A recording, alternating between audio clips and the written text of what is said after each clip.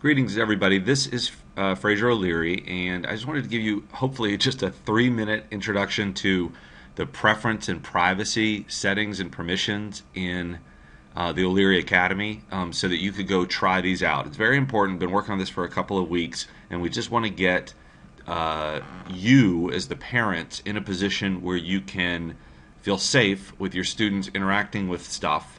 And interacting can mean just checking things out online or receiving communications or sending communications. And as I said in my emails, I'm very aware of how important that is. So I wanted to make sure that whether you want your student to have a lot of access, or if you're really comfortable online, or if you're really uncomfortable online, that you feel comfortable in the O'Leary Academy.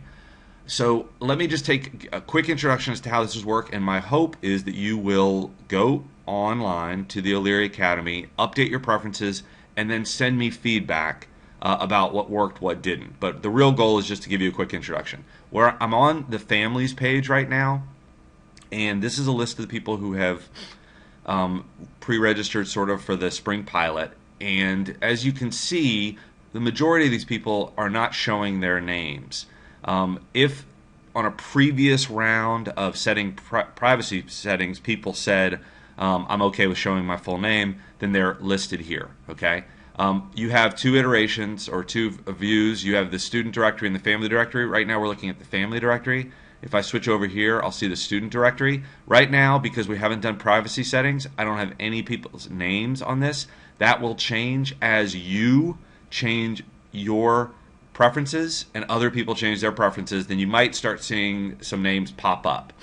Or it might be aliases pop up, or usernames pop up, or first and last initials pop up, depending on what people's preferences are. Okay.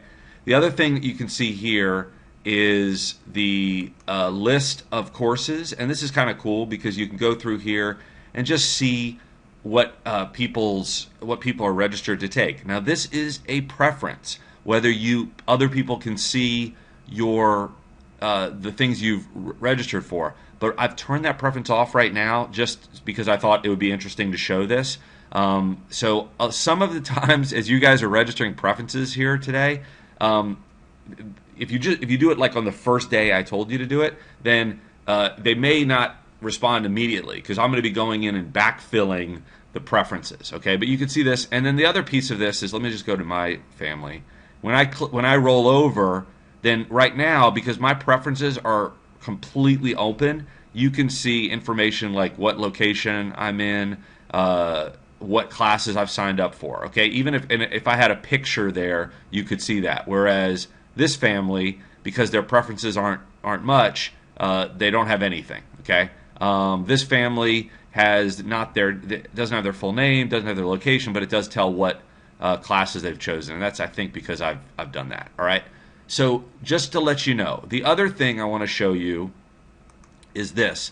The concept, as I said in one of my emails, of the connections is that you're going to choose either, I want to be able to connect with everybody except this list of people, right? That's like a do not call list or do not let call list, for lack of a better word. Or you're going to say, and this would be a stricter setting, I only want these people to be able to do this and this and this. So right here, you see the people who have this color is, it's called blanched almond in cascading style sheets. These are people that I have added to my friend list. Okay, let's just call that your friend list. Now, I'm going to go into my home, and this is where you're going to do your preferences. It's this checklist right here, declare your privacy connection preferences. And I'm just going to tell you how this works. All right. You have a checklist here that tells you how to get started. I know that this is probably more confusing than we want it to end up with, and this is where I want your feedback. But you start with your profile. You're going to be able to set this for you or for any of your kids. So there's your profile. This is where you would just drop down. Okay. Then you select your default connection preferences, meaning, do I want to be what is the word I use? All but? Do I want to be an all but person, or do I want to be an only person? Okay. Now that's your default. But as you're going to see here, you're going to be able to select all but or only for a lot of different things. We'll go over that in a second. But you just select this as your default, okay? Then there are a couple of high-level things, like do we want to be listed in the student directory at all? Do we want to be listed in the parent directory at all? Just fill those out the best you can. They may or may not last, but because you might be taking care of that in here. But these are things. Able to upload images. So let me just keep going down here. Select your top-level preferences. Do you want to be able to upload images at all to your personal locker? Okay, you might not want your kids, even though they're the only ones who are going to be seeing their locker, maybe you don't want them uploading images at all. Okay, so that's your choice. Require locker combination. That's if you have a lot of kids or 2 kids, and they log in as you. Do you want it? Do they want to have it be, well, I don't want my sibling to be able to get into my locker? So that's just, I'm throwing that in. Able to upload profile or photo.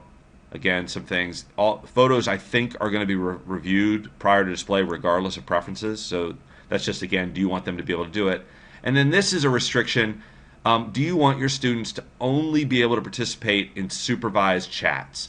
One of the purposes of the Academy is to allow independent learners to be able to connect with each other. And so we might say, well, listen, you guys can go at any time to a chat. Now you're going to have preferences on your chat, but you might just say, I don't want them to be able to participate in a chat that does not have somebody who's monitoring it real time. Okay, so you can do all those things, and you can change these at any time, and at any time you just save your preferences. So this is what the next piece of this is. You go through permissions list to get more specific. Okay, now nothing's saved yet. You do have to save this.